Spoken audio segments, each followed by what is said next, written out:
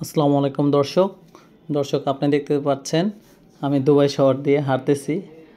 Dubai শহরের দেরি এলাকাতে রাস্তাগুলো অনেক ক্লিয়ার, মানে এত ব্যস্ততম জায়গা, এত সুন্দর নিয়ম নীতি, যেটা আপনি ওখানে না গেলে বোঝা বা আমি বলে বোঝানো খুব কঠিন ব্যাপার।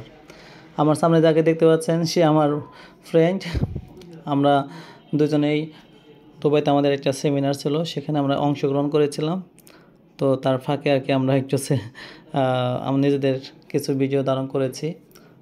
চতুর্দিকে যেখানে চোখ লাগে সেখানে ছবি তুলতে ইচ্ছা করে, যেদিকে তাকানো যায় মনে হয় সব জায়গাগুলোই আঁকিয়ে রাখি।